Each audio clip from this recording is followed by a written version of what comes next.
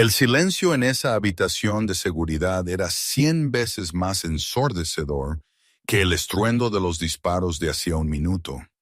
Afuera los motores de los coches habían cesado su rugido. Ya no se oían las ráfagas de las armas automáticas que habían hecho temblar los cimientos de esta cabaña de la Sierra de Guadarrama. Solo un silencio pesado, opresivo. Ana estaba acurrucada en una esquina del búnker, aferrándose a ese muñeco sin cabeza que tanto adoraba el señor Bigotes. Su respiración, entrecortada y temblorosa, era el único sonido que me anclaba a la realidad. Mi corazón martilleaba en mi pecho como un pájaro atrapado, su ritmo irregular y caótico. Mi labio aún palpitaba por el golpe, y el sabor a cobre en mi boca era un recordatorio constante de la locura que habíamos vivido. ¿Cómo demonios había llegado hasta aquí? Hace apenas unas semanas, mi mayor preocupación era si tendría suficiente cambio para el autobús o si la máquina de la lavandería se tragaría mi última moneda. Ahora estaba sentada en un búnker, escuchando el silencio de una batalla terminada, rezando por la vida de un hombre al que apenas conocía, pero por el que acababa de arriesgarlo todo. ¿Es que la gente cambia así de rápido? ¿O es que el mundo, el real, siempre estuvo esperando para devorarme? Creo que fue un martes, sí, un martes, mi peor día, la verdad. 2 de la mañana en el despertar, ese diner de 24 horas en Madrid que olía a café rancio y sueños rotos. La luz fluorescente zumbaba, un sonido irritante que me taladraba los nervios y me recordaba cada segundo de mis turnos interminables. Llevaba 3 años allí, 3 años borrando manchas de la barra laminada y fingiendo que no me dolían las muñecas. 4 horas más, me decía. 4 horas más y podría irme a casa, dormir 3 y luego ir al segundo trabajo en la lavandería de lavapiés.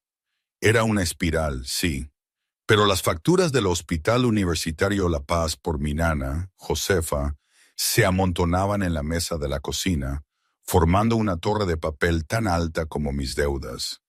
No tenía elección. Entonces sonó la campanilla de la puerta.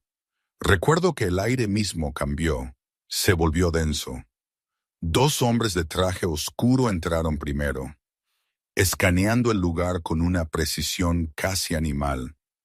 Uno revisó la cocina, el otro las esquinas. Luego se hicieron a un lado, y entró él. Carlos, alto, con un traje de carbón que probablemente valía más que todo el diner. Pelo oscuro, peinado hacia atrás, ojos color acero frío. Guapo, sí, de una belleza brutal y peligrosa, pero la mandíbula, tensa, te advertía de que mantuvieras las distancias. Lo más aterrador, sin embargo, no era el bulto de la pistola bajo su chaqueta. Era la niña de 7 años que le tomaba de la mano, vestida como una muñeca de porcelana, con su vestidito de terciopelo, medias blancas y zapatos de charol. Pero su cara... Esa niña tenía el ceño fruncido con una intensidad que podía agriar la leche. «No quiero tortitas», chilló la niña, y el sonido rompió el silencio de muerte del local. «Ana, vámonos a casa», dijo Carlos, con una voz profunda, cansada. Se notaba que no dormía, que lidiaba con algo más grande que un simple berrinche. «Vamos a comer y luego nos vamos a casa. Siéntate». «No», gritó Ana, y el golpe de su pie contra el linóleo hizo temblar el suelo. Los 2 guardaespaldas se encogieron. Los pocos clientes que había, un camionero y una enfermera con ojeras tan grandes como las mías, hundieron la cara en sus platos, aterrorizados. En Madrid, todos conocían a Carlos Alcántara. Se hablaban las historias. Si te cruzabas con él, desaparecías. Pero Ana, al parecer, no compartía ese respeto por su reputación.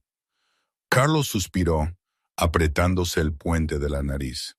Parecía el tipo de hombre que podía cerrar un trato multimillonario, pero no sabía cómo convencer a una niña de 7 años para que desayunara. La guió a una mesa junto a la ventana. Era mi mesa. Haz tu trabajo, María, me repetí. No le mires a los ojos, solo coge la orden. Cogí mi libreta y me acerqué. Los guardaespaldas se tensaron, sus manos sobre sus caderas. Yo los ignoré. ¿Café?, pregunté, mi voz sorprendentemente firme, a pesar del tamborileo en mi pecho. Carlos levantó la vista. Por un segundo, pareció sorprendido de que me hubiera atrevido a acercarme. La mayoría de la gente temblaba, me evitaba. Solo café, solo, dijo, negro y leche con chocolate para ella. Odio la leche con chocolate, gritó Ana. Agarró el azucarero y lo lanzó. Todo ocurrió a cámara lenta. El pesado recipiente de cristal voló por el aire y se estrelló contra la pared a centímetros de mi cabeza. El cristal se hizo añicos. El azúcar explotó como polvo blanco, cubriendo mi uniforme descolorido y mi pelo. Todo el dinero quedó en un silencio sepulcral. El guardaespaldas dio un paso al frente, esperando una orden de Carlos. El rostro de Carlos palideció. Se puso de pie, su silla arrastrándose ruidosamente. «Ana, ya basta». «¡Te odio!», le gritó Ana, las lágrimas cayéndole por la cara. «¡Quiero a mamá!». La mención de su madre pareció succionar el aire de la habitación. La expresión de Carlos se endureció como una piedra. El dolor brilló en sus ojos, reemplazado rápidamente por una fría furia. «Pídele disculpas a la camarera», ordenó, su voz bajando a un susurro peligroso. «No». Ana se cruzó de brazos, desafiando al hombre que controlaba la ciudad. Yo me quedé allí, sacudiéndome el azúcar del hombro. Debería haber estado aterrorizada. Debería haber corrido al gerente, pero miré a la niña y no vi un monstruo. Vi a una niña sola, enfadada, que sufría. Ignoré a Carlos. Pasé por delante de los guardaespaldas. Caminé directamente hacia la mesa y golpeé la mano con fuerza. ¡Zas! El sonido fue seco y fuerte. Ana saltó, con los ojos muy abiertos. Carlos se congeló, con la mano a medio camino de su cartera. Me incliné, cara a cara con la princesa de la mafia. ¿Sabes lo difícil que es quitar el azúcar del poliéster?, pregunté, mi voz baja y seria. Ana parpadeó, aturdida. Nadie le había hablado nunca así. O le gritaban o le suplicaban. Yo, tartamudeó Ana. Es muy difícil, continué, mis ojos fijos en los de la niña. Y me quedan 4 horas de turno. Ahora te vas a sentar ahí. Te vas a beber la leche con chocolate que te voy a traer. Y me vas a hacer un dibujo en esta servilleta para compensar el desastre. Si es un buen dibujo, quizás te perdone. Si es malo, bueno, supongo que tendré que decirle al cocinero que ponga brócoli en tus tortitas. La boca de Ana se abrió. ¿No puedes hacer eso? Inténtalo, dije, arqueando una ceja. Conozco al cocinero, le encanta el brócoli.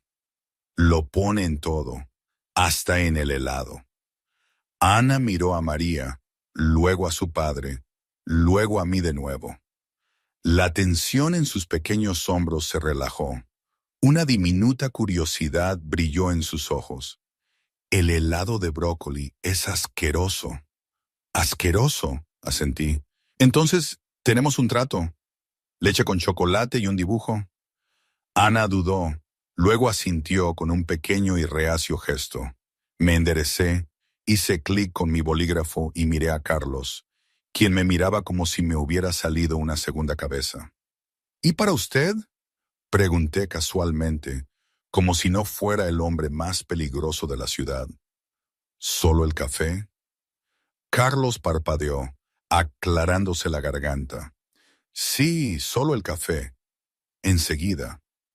Mientras me dirigía a la cocina, podía sentir sus ojos clavados en mi espalda. No lo sabía aún, pero acababa de pasar la entrevista más peligrosa de mi vida. Los siguientes 20 minutos fueron los más tranquilos que Carlos Alcántara había vivido en 6 meses. Observaba incrédulo cómo su hija, la misma niña que había mordido a su última niñera, se sentaba tranquilamente a dibujar un gato torcido en una servilleta, bebiendo su leche con chocolate. Miré a la camarera. Era delgada, demasiado. Su uniforme estaba deshilachado por el dobladillo, y tenía ojeras que hablaban de un cansancio profundo. Su identificación decía María. «Papi, mira», dijo Ana levantando la servilleta. «Es un gato muy bonito». «A zorro», dijo Carlos distraído. Cuando volví con la cuenta, Ana me acercó la servilleta. «Aquí». La cogí, examinándola con la seriedad de una crítica de arte. Buenos bigotes. Vale, estás a salvo. Hoy no hay tortitas de brócoli. Ana se rió. Fue un sonido oxidado, poco usado, pero ahí estaba. Carlos sacó un fajo de billetes. Retiró 5 billetes de 100 euros y los puso sobre la mesa. Yo miré el dinero, luego a él. La cuenta era de 12,50 euros. «Quédate el cambio», dijo Carlos, poniéndose de pie y abotonándose la chaqueta. «¿Por el azúcar?» «No puedo aceptar eso», dije firmemente. «La propina va al bote. No acepto caridad». Carlos hizo una pausa. En su mundo, todo el mundo aceptaba el dinero. Todo el mundo tenía un precio. No es caridad, es un pago por el silencio y por manejar la situación. Solo le hablé como a un ser humano, dije, arrancando el recibo de mi libreta. 12,50. Quédese su dinero manchado de sangre. Los guardaespaldas se quedaron boquiabiertos. Uno de ellos, un hombre corpulento llamado Jorge, dio un paso al frente. «Mide tus palabras, muchacha». Carlos levantó una mano para detenerlo. Una sonrisa lenta e intrigada asomó a sus labios. «¿Dinero manchado de sangre? ¿Sabes quién soy?» «Vivo en Madrid, señor Alcántara. Soy pobre, no estúpida». Puse el recibo sobre la mesa y me fui a atender a un camionero en la barra. Carlos me miró fijamente durante un largo momento. Luego dejó un solo billete de 20 euros, respetando mi petición, pero aún así dejando una propina excesiva, y tomó la mano de Ana. Mientras salían, Ana miró por encima del hombro, saludándome con la mano. Yo le devolví un pequeño saludo. 2 días después, mi mundo se desmoronó. Volví a mi pequeño y destartalado apartamento en Lavapiés y encontré un aviso de desahucio pegado en la puerta. Dentro, mi nana, Josefa, tosía. Un sonido húmedo y ronco que me heló la sangre. «Estoy bien, cariño», jadeó Josefa, sentada en su sillón envuelta en 3 mantas. «Solo un pequeño resfriado». «No es un resfriado, nana», dije, conteniendo las lágrimas mientras revisaba los botes de medicinas vacíos sobre la encimera. «Necesito que te renueven la receta. Dijeron que no lo harían hasta que pagáramos el saldo». «No te preocupes por mí», dijo Josefa suavemente. Fui al baño y abrí la ducha para disimular el sonido de mi llanto. Tenía 70 euros en mi cuenta bancaria. El alquiler llevaba 2 meses sin pagar. Las facturas médicas ascendían a miles. Me estaba ahogando. Cuando salí seca y vestida con mi segunda mejor ropa para un turno en la lavandería, llamaron a la puerta. No era el casero. En mi pasillo estaba Jorge, el guardaespaldas gigante del diner. Llenaba todo el marco de la puerta. Instintivamente intenté cerrar la puerta, pero Jorge la bloqueó con una mano enorme. No empujó, simplemente la mantuvo firme. «Señorita Rivas», dijo Jorge, su voz sorprendentemente educada. El señor Alcántara solicita su presencia. Yo no vi nada. Tartamudeé, el pánico creciendo. No le conté a nadie lo del dinner. Por favor, solo quiero ir a trabajar. No está en problemas, dijo Jorge. Metió la mano en el bolsillo de su chaqueta. Me encogí esperando un arma. En cambio, sacó un sobre grueso, de color blanco crema, sellado con cera roja. Quiere ofrecerle un trabajo. Miré el sobre. Tengo un trabajo. Tengo dos. No como este, dijo Jorge. Ábralo. Con manos temblorosas rompí el sello. Dentro había una sola hoja de cartulina pesada. Escrito en elegante tipografía, las palabras puesto, cuidadora gobernanta, cliente, familia Alcántara, salario 10,000 euros semanales, más beneficios médicos completos y vivienda. Dejé de respirar. 10,000 euros a la semana. Eso era más de lo que ganaba en un año. Pagaría las facturas médicas en un mes. Salvaría a mi nana. ¿Es una broma?, susurré. El jefe no bromea, dijo Jorge. El coche está abajo. Si dice que no, nos vamos y nunca más sabrá de nosotros. Si dice que sí, sus deudas quedan saldadas a partir de esta mañana. Miré hacia mi nana que dormitaba en el sillón, temblando bajo las mantas. Miré el aviso de desahucio sobre la mesa. Me di cuenta entonces de que no solo estaba aceptando un trabajo, estaba vendiendo mi alma al diablo para salvar a la única persona que amaba. Déjeme coger mi abrigo, dije. El viaje a la finca de los Alcántara fue silencioso. El coche era un SUV negro, con cristales tintados y blindados. Salimos de la ciudad hacia las ricas urbanizaciones de La Moraleja, donde las casas se escondían tras altos portones de hierro y cámaras de seguridad. Nos detuvimos ante un enorme portón de hierro forjado que se abrió lentamente. El camino serpenteaba entre jardines cuidados hasta que apareció una mansión. Parecía una fortaleza.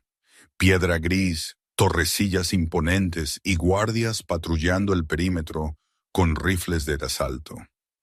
Jorge me abrió la puerta. El jefe está en la biblioteca, no toque nada. Caminé a través de las enormes puertas de roble. El vestíbulo era más grande que todo mi edificio de apartamentos. Una araña de cristal colgaba del techo, y el suelo era de mármol, tan pulido que podía ver mi reflejo, mi abrigo barato y mis zapatos gastados luciendo dolorosamente fuera del lugar. Un mayordomo me condujo por un largo pasillo bordeado de óleos de antepasados de aspecto severo. Abrió un juego de puertas dobles. Señor Alcántara, la señorita Rivas está aquí. La biblioteca olía a papel viejo, whisky y tabaco. Carlos Alcántara estaba de pie junto a la chimenea, con un vaso de líquido ámbar en la mano. Se veía diferente a como lo había visto en el diner. Más imponente, más letal. Se volvió hacia mí. Viniste.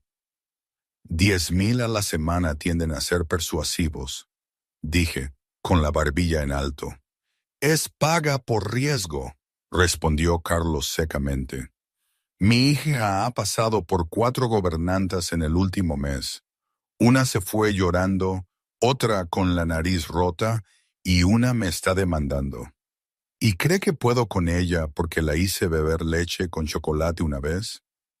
Creo que puedes con ella porque no me temes, María, dijo Carlos acercándose.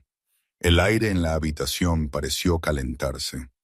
Ana no respeta a la gente que tiene miedo. Huele el miedo como un tiburón huele la sangre. Tú no hueles a miedo, María. Estoy aterrorizada, admití con honestidad. Bien, el coraje no es la ausencia de miedo, es actuar a pesar de él. Puso un contrato sobre el escritorio. Fírmalo. Las facturas del hospital de tu abuela ya han sido transferidas a mi cuenta privada. Están pagadas en su totalidad. Mis ojos se abrieron. ¿Usted ya las pagó? Hice mi investigación. Sé lo que necesitas. Sé que te estás ahogando, María. Te le estoy ofreciendo un salvavidas. Sus ojos se oscedecieron, pero entiéndelo, una vez que firmes este papel, vivirás bajo mi techo, seguirás mis reglas. Y la regla más importante, protegerás a Ana con tu vida. Miré el contrato, pensé en la niña de ojos tristes del diner, pensé en mi abuela respirando tranquila por primera vez en años. Cogí el bolígrafo. ¿Dónde firmo? Justo cuando la tinta tocó el papel, las puertas de la biblioteca se abrieron de golpe. Una mujer entró. Era alta, rubia y sorprendentemente hermosa, con un vestido rojo que parecía pintado sobre ella. Sus ojos eran penetrantes, escaneándome con instantáneo desdén. Esta era Ana Teresa, la cuñada de Carlos, hermana de su difunta esposa. ¿Es esta la nueva ayuda?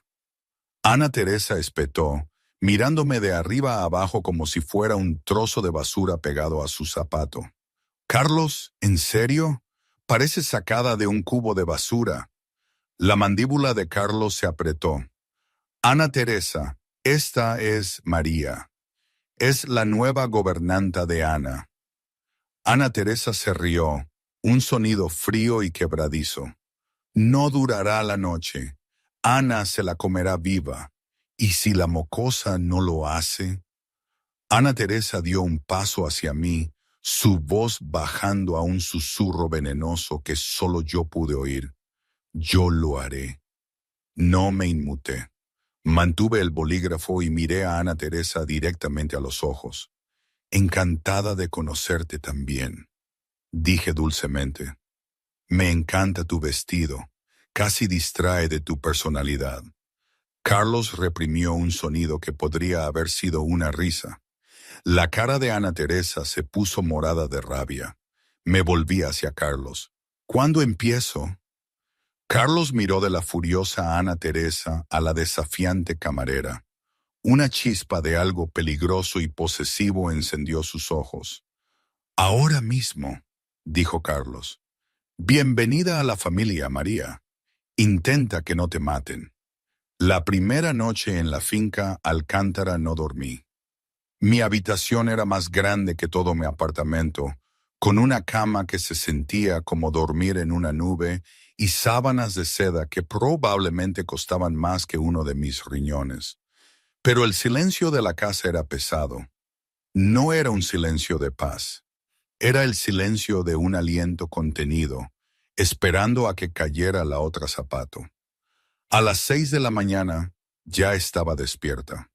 Me vestí con el uniforme que Ana Teresa me había dejado, un traje de falda gris rígido que me irritaba el cuello.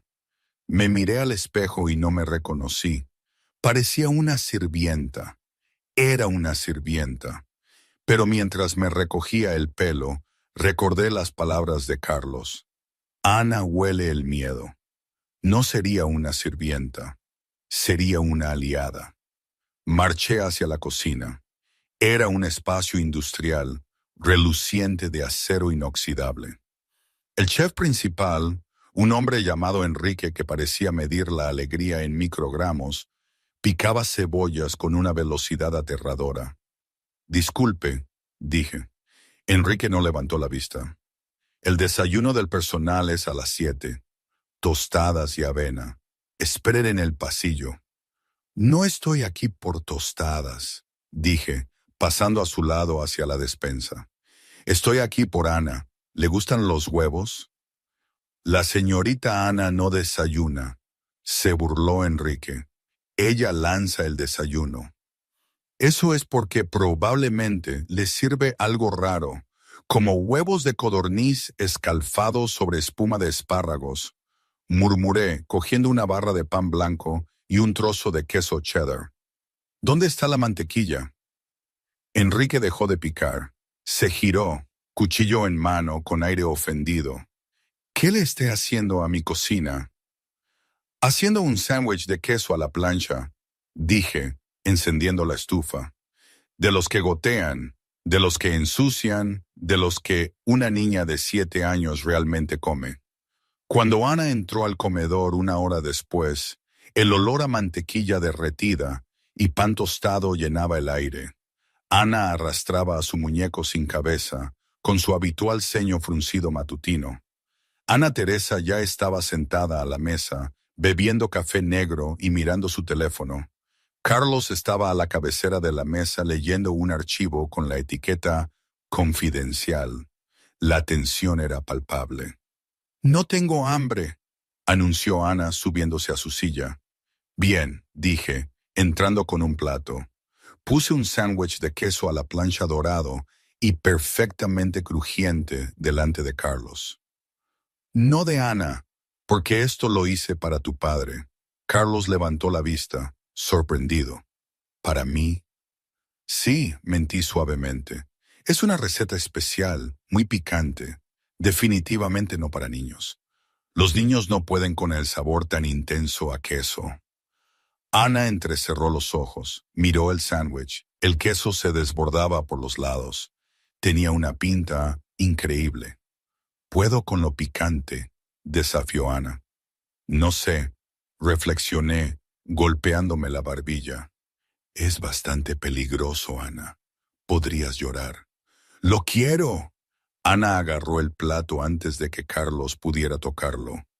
Dio un mordisco enorme. Sus ojos se abrieron de par en par.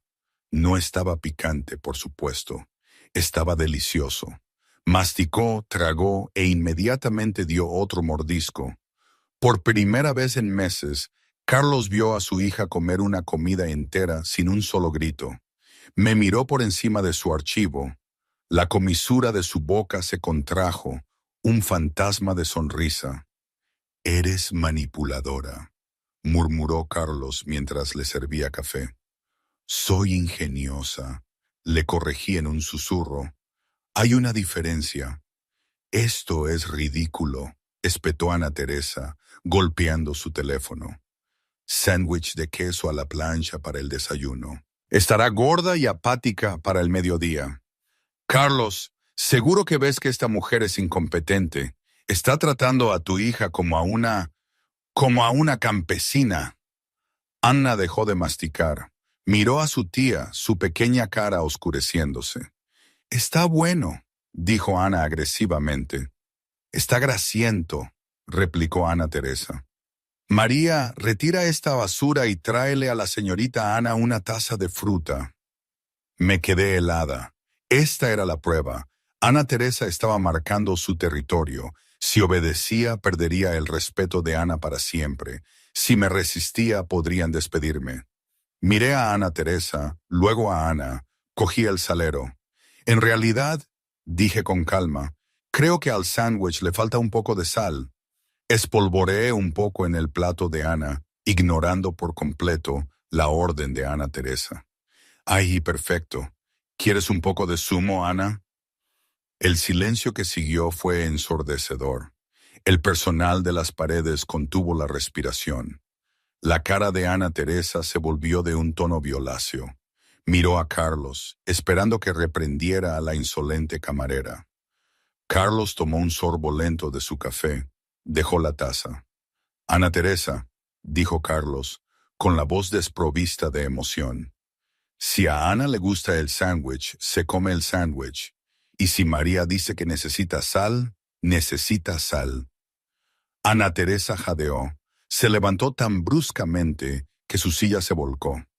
«Bien, si quieres criarla como una salvaje, adelante, pero no vengas llorando a mí cuando sea incontrolable en la gala del viernes». Salió furiosa, sus tacones resonando como disparos en el mármol. Ana me miró con una nueva expresión. No era confianza, todavía no, pero era interés. «¿Es divertida la gala?», pregunté, rompiendo la tensión. «No», dijeron Ana y Carlos al unísono. Carlos se puso de pie, mirando su reloj. Se acercó a mí. Estaba lo suficientemente cerca como para que pudiera oler su colonia, sándalo y lluvia fría. Bajó la voz para que Ana no pudiera oírlo. «Eso fue un movimiento peligroso», dijo. «Ana Teresa tiene el oído de la Junta. Puede hacerte la vida imposible». «Mi vida ya era un infierno, señor Alcántara», respondí, manteniendo su mirada gris acero. Sobrevivía a avisos de desahucio y a un gerente que me robaba las propinas. Una mujer con un vestido rojo no me asusta. Carlos estudió mi rostro. Sus ojos descendieron a mis labios por una fracción de segundo antes de volver a mis ojos. Asegúrate de que Ana esté lista para la gala. Es una pesadilla de seguridad, pero tenemos que hacer acto de presencia. No la pierdas de vista, ni un segundo. No lo haré. ¿Y María? ¿Sí? Hazme uno de esos sándwiches mañana. Se dio la vuelta y salió, flanqueado por Jorge. Solté un aliento que no sabía que estaba conteniendo. Miré a Ana, que se estaba lamiendo la grasa de los dedos. Y bien, dijo, ¿qué es una gala y por qué la odiamos? Ana levantó la vista, su expresión grave. Es donde la gente me pellizca las mejillas y le miente a papá y tengo que llevar un vestido que pica. Bueno, dije cogiendo una servilleta, vamos a cambiar las reglas. Si pica, no lo llevaremos. A ver, aquí tengo que parar un segundo. ¿De verdad todo esto estaba pasando? Yo, María Rivas, que hace unas semanas se preocupaba por llegar a fin de mes, ahora estoy en una mansión, discutiendo sobre vestidos con la hija de de un hombre de negocios muy influyente. Y mi vida peligra de verdad. Es que, ¿quién se lo creería? Suena a cuento barato, ¿verdad? Como si hubiera salido de una película. Pero aquí estoy, con los pies en la tierra, en la alfombra persa, sintiendo la tensión en el aire, sabiendo que una decisión equivocada podría costarme la vida. O la de Ana. La gente cree que la mafia es solo violencia, pero no, es todo esto. Es la lucha de poder, el engaño, los secretos enterrados. Y yo, que solo quería salvar a mi nana, me he metido en el centro de todo. Un salvavidas, dijo Carlos, o una soga al cuello. Aún no lo sé, pero no podía mirar atrás. Ya no había vuelta. El viernes llegó con la sutileza de un huracán. La finca Alcántara se transformó en una fortaleza de alta costura y alta seguridad. La gala anual de la Fundación Infantil de Madrid se celebraba en los jardines, lo que significaba que 300 de los tiburones más ricos de la ciudad se dirigían a la casa de Carlos. Yo estaba en la habitación de Ana negociando los términos de la noche. No me pongo el rosa, declaró Ana desde dentro de su armario. De acuerdo, dije, sentada en el suelo. ¿Y si nos ponemos el azul, pero tú te pones tus zapatillas de bota debajo? Nadie las verá bajo la falda larga. Ana asomó la cabeza. ¿Las brillantes? ¿Las brillantes? Ana consideró el trato. Preparar a Ana fue lo fácil. Lo difícil era yo misma. No tenía nada que ponerme. Había asumido que llevaría mi uniforme, pero Jorge había aparecido en mi puerta hacía una hora con una funda de ropa. El jefe dice que hoy no hay uniformes. Te camuflas, eres seguridad a plena vista. Abrí la funda. No era un uniforme de criada. Era un vestido de noche, un vestido de seda azul medianoche que fluía como el agua. Era modesto, pero deslumbrante, cortado para permitir el movimiento, cortado para alguien que podría necesitar correr. Cuando bajé la gran escalera una hora después, el ruido en el salón pareció disminuir. No llevaba joyas, no llevaba maquillaje profesional, pero el vestido me sentaba como una segunda piel, resaltando la fuerza de mis hombros y la gracia de mi caminar. Carlos estaba al pie de la escalera hablando con un senador. Se detuvo a mitad de frase. Sus ojos me siguieron mientras descendía, un destello de pura hambre reemplazando su habitual expresión guardada. ¿Él quién es?, preguntó el senador. La gobernanta de mi hija, dijo Carlos, su voz más tensa de lo normal. Llegué abajo. Me sentía expuesta a pesar del escote alto. ¿Está bien? Me siento como si estuviera jugando a disfrazarme. ¿Te ves? Carlos se aclaró la garganta. recuperando la compostura. Te camuflas. Bien. Quédate cerca de Ana. Aléjala de las puertas del patio. La rejilla de seguridad es más débil allí. ¿Entendido? Entendido. La fiesta fue un torbellino de sonrisas falsas y champán caro. Yo me movía entre la multitud como un fantasma. Mis ojos escaneaban constantemente la habitación. No bebía, no socializaba, estaba trabajando. Localicé a Ana Teresa, que presidía un grupo cerca del bar, luciendo deslumbrante y letal en verde esmeralda. Ana Teresa me vio y le susurró algo a un grupo de socialites que se giraron y rieron. Las ignoré. Estaba observando a un camarero. Era un hombre alto con un bigote fino que llevaba una bandeja de entremeses. Estaba sudando. Los camareros no sudan así, pensé. No en una habitación con aire acondicionado. Y no estaba sirviendo la comida. Daba vueltas por el perímetro, acercándose cada vez más a donde Ana estaba sentada, con un grupo de otros niños cerca de la escultura de hielo. Mis instintos, perfeccionados por años de observar borrachos y ladrones en diners de 24 horas, gritaron peligro. Empecé a moverme. «María, ¿a dónde vas?», preguntó Carlos, interponiéndose en mi camino. «Ese camarero», susurré urgentemente. «El del bigote». «¿Quién es?». Carlos miró por encima. «No lo conozco. El personal de catering fue revisado». «No está sirviendo», dije, empujando a Carlos. «Está cazando». En ese momento las luces del salón se apagaron. La oscuridad se tragó la habitación. Estallaron los gritos. El sonido pesado de cristales rompiéndose resonó. «¡Ana!», rugió Carlos, su voz cortando el pánico. Yo no grité. Corrí. Había memorizado el diseño de la habitación. Sabía exactamente dónde estaba la escultura de hielo. Corrí a través de la oscuridad, derribando invitados, ignorando el caos. Un haz de luz cortó la oscuridad, no de un teléfono, sino de una luz táctica unida a un cañón. Recorrió a la multitud y se posó en Ana, que estaba paralizada por el terror. El camarero estaba allí. Ya no sostenía una bandeja, sostenía una pistola con silenciador. «Adiós, princesa», siseó el hombre. Levantó el arma. No me vio. Yo no tenía un arma. No tenía entrenamiento, pero tenía impulso y tenía una pesada bandeja de plata que había cogido de una mesa mientras corría. Justo cuando el hombre apretó el gatillo, me lancé.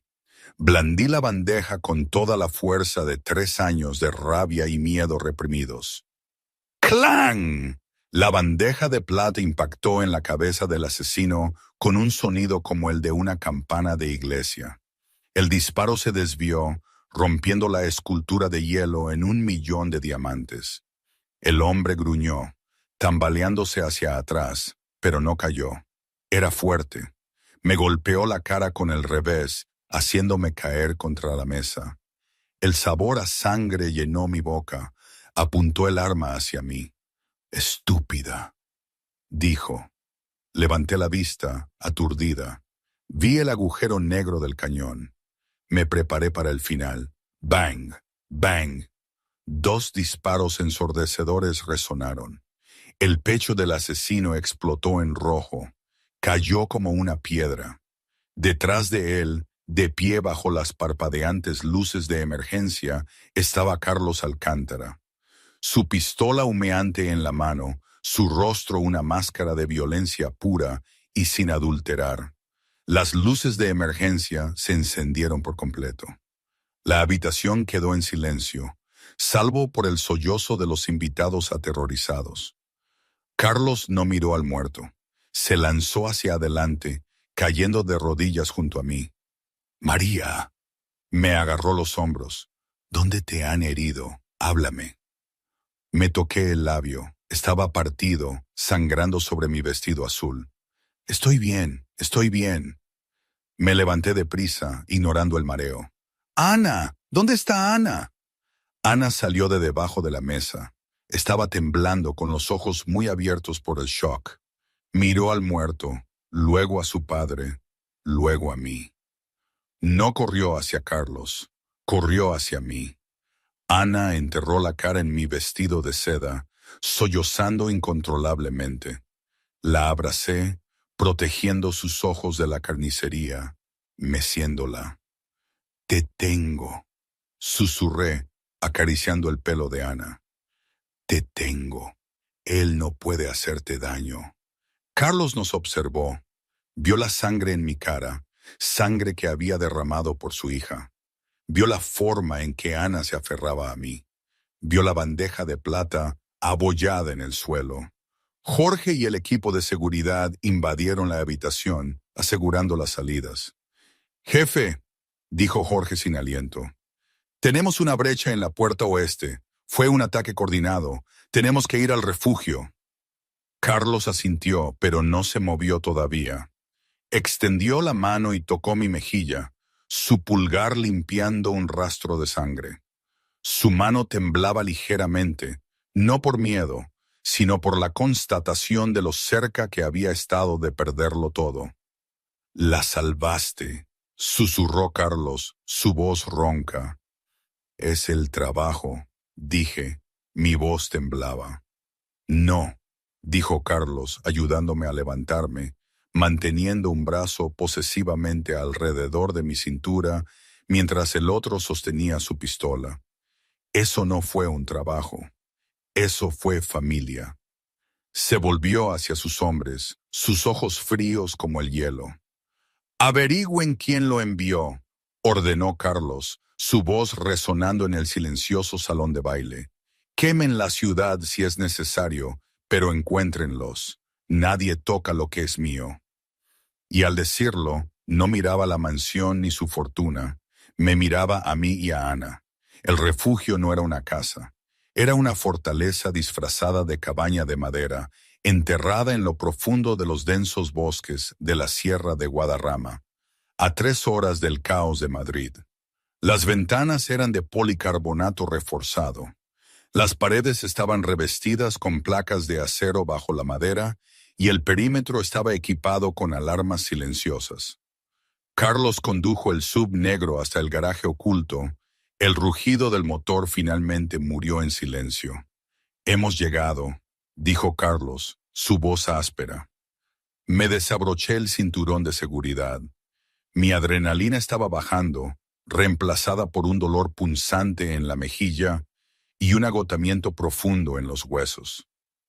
Ana dormía en el asiento trasero, agarrando mi mano con tanta fuerza que sus nudillos estaban blancos. «Yo la llevaré», dijo Carlos. Abrió la puerta trasera y levantó suavemente a su hija. Ana se agitó, pero no se despertó, hundiendo la cara en su hombro. Dentro, la cabaña estaba fría. Carlos acomodó a Ana en una habitación que parecía estar siempre lista para ellos. Sábanas limpias, una pequeña luz nocturna y pesadas cortinas opacas. Yo me quedé en la sala principal, abrazándome los brazos.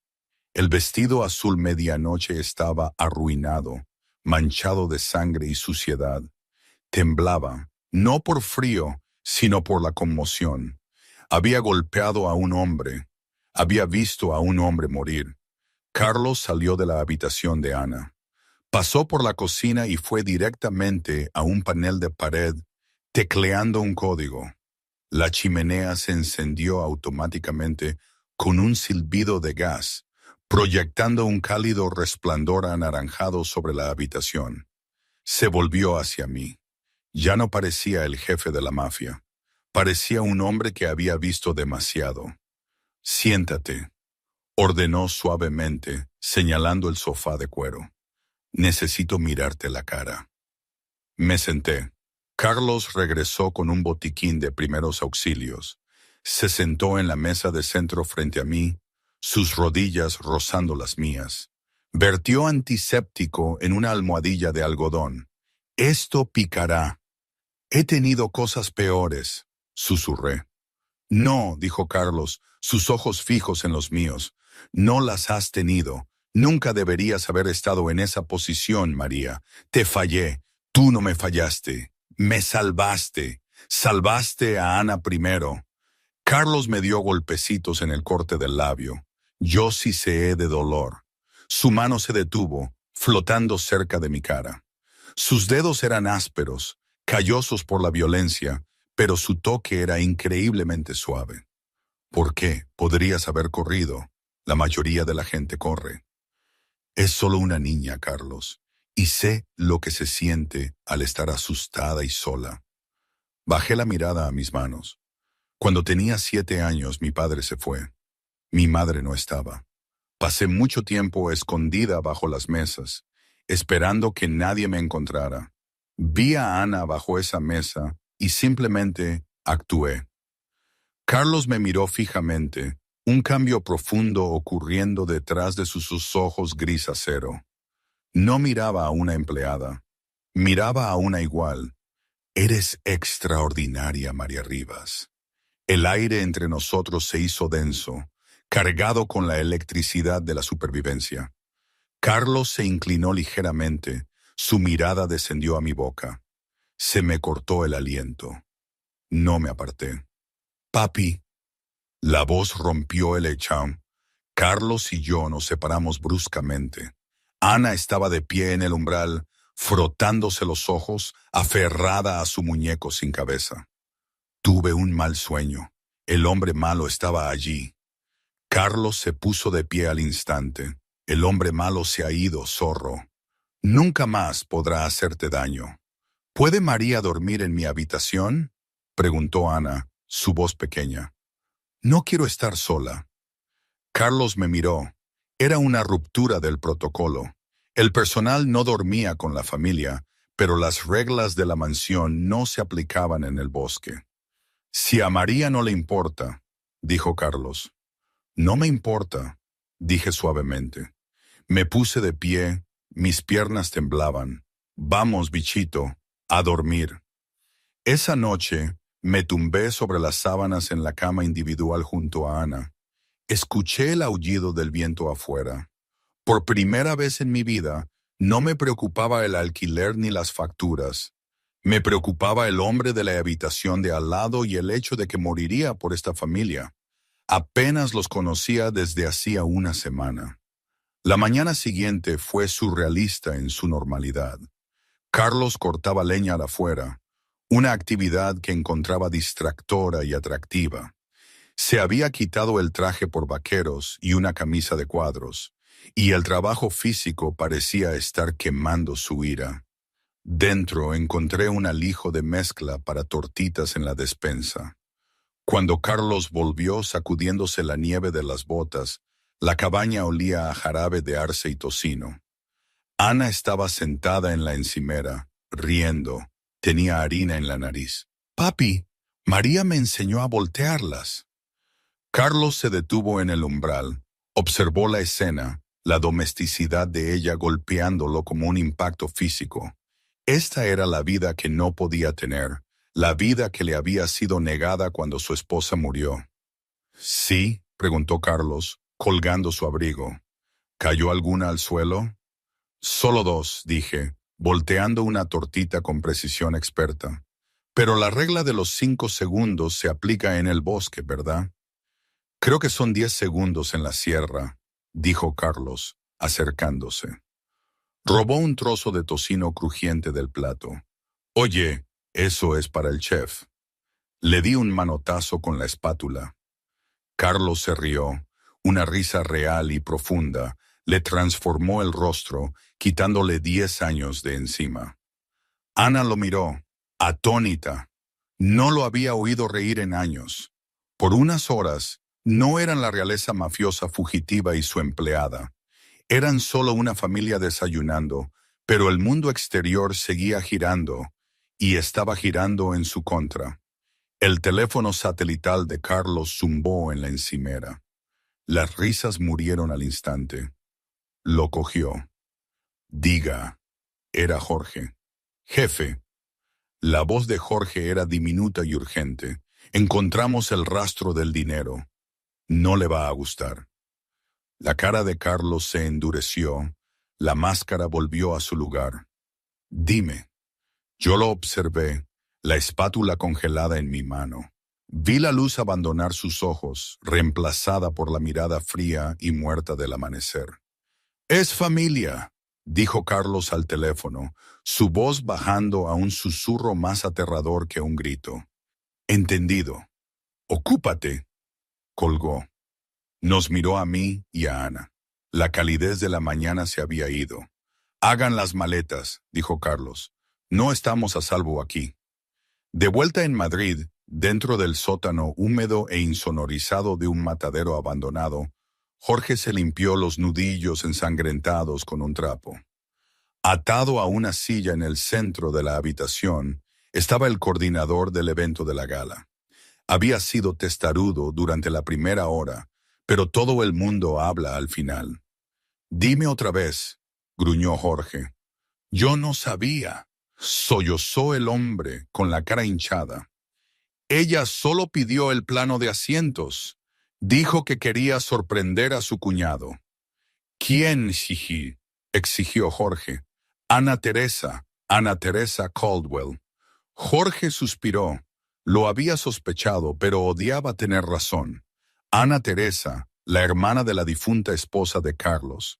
Siempre había estado celosa del poder de Carlos, siempre amargada porque la finca se había dejado a Ana y no a ella. Pero contratar a un sicario para matar a una niña de 7 años. Eso era una especie de maldad especial. Ella pagó al catering para que dejaran entrar al tirador, gimió el hombre. Transfirió el dinero desde una cuenta offshore. Jorge sacó su teléfono. Ya había llamado a Carlos, pero necesitaba encontrar a Ana Teresa antes de que se diera cuenta de que el golpe había fallado. Marcó un contacto en el banco, rastreó la transferencia. ¿De dónde vino el dinero originalmente? Ana Teresa no tiene esa cantidad de efectivo. Un momento de silencio en la línea. Luego la voz al otro lado habló. Los fondos se originaron en una empresa fantasma en Jersey, Cross Holdings. Jorge se congeló. Víctor Cruz, el jefe de la familia criminal rival de la costa este, el enemigo jurado de Carlos. Si Ana Teresa estaba trabajando con Cruz, esto no era solo un intento de asesinato, era una toma de poder. Jefe, susurró Jorge para sí mismo, es una guerra. En la cabaña la atmósfera era frenética. Yo metía ropa en una bolsa de lona. ¿Quién fue? Pregunté mientras Carlos cargaba un nuevo cargador en su pistola.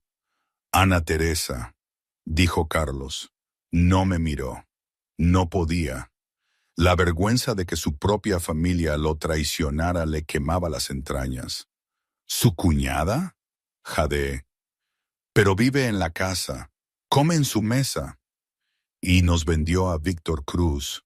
Carlos montó el arma. Ella quiere la finca. Cruz quiere el territorio. Hicieron un trato. Ana es la única heredera. Si Ana se va, Ana Teresa se queda con todo. Terminé de sentirme mal. Papi, no encuentro al señor Bigotes. Lloró Ana desde el dormitorio. El señor Bigotes era el muñeco sin cabeza. Déjalo, Ana, ladró Carlos, su estrés desbordándose. Tenemos que irnos. No, gritó Ana, zambulléndose bajo la cama. Lo necesito. Corrí a la habitación. Ana, vamos, tenemos que irnos. Me metí bajo la cama y agarré el muñeco. Al sacarlo, mi mano rozó la espalda del muñeco. Se sentía duro, con bultos. Me detuve. Volví el muñeco. La costura de la espalda era nueva, burda. Ana, dije lentamente, ¿la tía Ana Teresa alguna vez jugó con el señor Bigotes? Sí, solvió Ana. Me lo arregló la semana pasada. Dijo que le había vuelto a poner el corazón. La sangre se me heló. Abrí la costura del muñeco. Enterrado dentro del relleno no había un corazón. Era un disco de plástico negro del tamaño de una moneda, parpadeando con una lenta luz roja. Un rastreador GPS. ¡Carlos!, grité. Carlos entró corriendo en la habitación. Yo levanté el muñeco y el dispositivo parpadeante. No solo vendió la información, dije. Mi voz temblaba. Nos ha estado rastreando. Sabe exactamente dónde estamos. Carlos miró el dispositivo. La luz roja parpadeó más rápido. Bip, bip, bip. Carlos agarró el dispositivo y lo aplastó bajo su bota. ¡Al suelo! Me agarró a mí y a Ana, cubriendo nuestros cuerpos con el suyo justo cuando la ventana delantera de la cabaña se hizo añicos. ¡Crack! Un proyectil de rifle de alta potencia atravesó el cristal, incrustándose en la pared exactamente donde yo había estado de pie un segundo antes. «Están aquí», gruñó Carlos. Nos arrastró al pasillo, lejos de las ventanas. El sonido de los motores rugió afuera. No un coche, sino muchos. Neumáticos crujiendo sobre la grava. Puertas dando portazos. «¿Cuántos?», pregunté, aferrándome a Ana. Carlos miró a través de una rendija de las persianas. 6 hombres, fuertemente armados. El escuadrón de élite de Cruz. Me miró. Me entregó un pequeño revólver de su pistolera de tobillo. «¿Sabes cómo usar esto?» «Apuntar y disparar», pregunté. Mis manos temblaban tan fuerte que la pistola traqueteaba. «Lo suficiente. Lleva a Ana a la habitación del pánico en el sótano. Cierra la puerta con llave. No la abras a menos que oigas mi voz. Si alguien más intenta entrar». «Les disparo», dije, agarrando el frío acero. «Les disparas hasta que la pistola esté vacía», ordenó Carlos. Besó la frente de Ana, luego me agarró por la nuca y pegó mi frente a la suya. «Te daré tiempo. Vete». «Carlos», susurré, «no mueras». «Tengo una cita para un sándwich de queso a la plancha», dijo con una sonrisa sombría. No me la perdería. Se dio la vuelta y abrió la puerta principal de una patada, disparando 2 tiros a la nieve. «¡Vengan a por mí, cabrones!». No miré atrás. Agarré a Ana y corrí hacia la puerta del sótano. Cuando cerré los pesados cerrojos de acero detrás de mí, el sonido de disparos automáticos estalló arriba, sacudiendo los cimientos de la casa. La guerra había llegado al bosque y yo era la última línea de defensa. «Quédate aquí», susurré, mi corazón golpeando mis costillas como un pájaro atrapado. «Cuenta hasta 1000. No pares». «María, no», gimió Ana. «Tengo que ir a ver a tu padre». Besé la parte superior de la cabeza de Ana, abrí la pesada puerta de acero y subí las escaleras del sótano con sigilo. La sala de estar era una zona de guerra. Las hermosas paredes de madera estaban astilladas. El cristal cubría cada centímetro del suelo. El olor a cordita y cobre flotaba denso en el aire. Pasé por encima de un cuerpo, uno de los hombres de Cruz. Agarré el revólver que Carlos me había dado con las palmas sudorosas. Lo vi. Carlos estaba desplomado contra la isla de la cocina, agarrándose el costado. La sangre se filtraba entre sus dedos, manchando su camisa de franela de negro. De pie sobre él estaba el líder del escuadrón, un hombre corpulento con una cicatriz que le recorría la cara. Tenía una pistola apuntando directamente a la frente de Carlos. Carlos se había quedado sin munición. Miró al verdugo, sus ojos desafiantes. No suplicó. «¡Hazlo!», espetó Carlos. El asesino sonrió con placer. «¡Eh!». El grito salió de mi garganta antes de que pudiera pensar. El asesino se giró, sorprendido de verme a una mujer con un vestido sucio de pie entre los escombros. No dudé. No pensé en la moralidad de ello. No pensé en mi vida pasada como camarera. Pensé en el hombre en el suelo y en la niña en el sótano. Levanté el pesado revólver con ambas manos, apunté al centro del pecho del hombre y apreté el gatillo. ¡Bang! El retroceso casi me disloca el hombro. El disparo se desvió, golpeando al asesino en el hombro. Se tambaleó hacia atrás, rugiendo de dolor, dejando caer su arma. Fue toda la distracción que Carlos necesitó. A pesar de su herida, Carlos se lanzó hacia adelante con la ferocidad de un león herido. Abordó al hombre, clavándole un cuchillo oculto en el cuello del asesino. Terminó en segundos. El hombre se quedó flácido. Carlos se derrumbó de nuevo en el suelo, jadeando. Solté la pistola. Caí de rodillas a su lado, mis manos flotando sobre su herida. Carlos, Dios mío, Carlos. Él me miró, su rostro pálido, pero sus ojos ardiendo con una intensidad que me aterrorizaba y me excitaba. Extendió la mano, su mano ensangrentada ahuecando mi mejilla.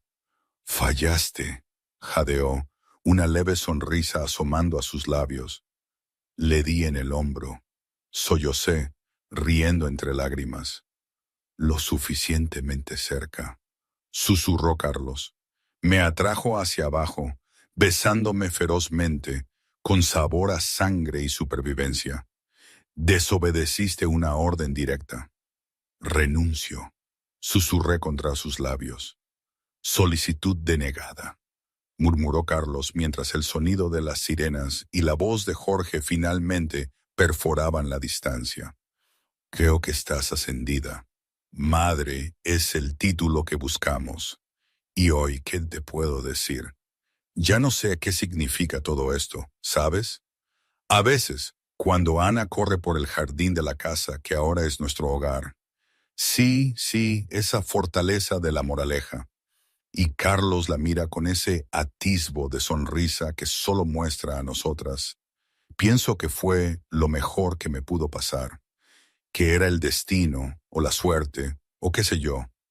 Pero otras veces, por la noche, cuando el silencio vuelve a pesar, y recuerdo ese diner o el rostro de mi nana en su cama de hospital, me pregunto si tomé la decisión correcta, si me vendí demasiado barato o demasiado caro, si esta familia es lo que siempre quise o solo lo que me tocó. Ana me llama mamá con una naturalidad que a veces me desarma, y Carlos, bueno, Carlos es Carlos. Ha cambiado, sí, pero la oscuridad siempre está ahí, latente, en sus ojos, en el silencio de los hombres que lo rodean. A veces siento que soy su ancla, su punto de luz, y otras veces siento que estoy atrapada en su órbita, dando vueltas sin control. Ya no soy la María Rivas que fregaba en cimeras, pero tampoco soy la reina que la prensa a veces dibuja. ¿Qué soy? No tengo ni idea. Y creo que está bien así, ¿no? No todo tiene que tener una respuesta clara. La vida es un desorden, y esta es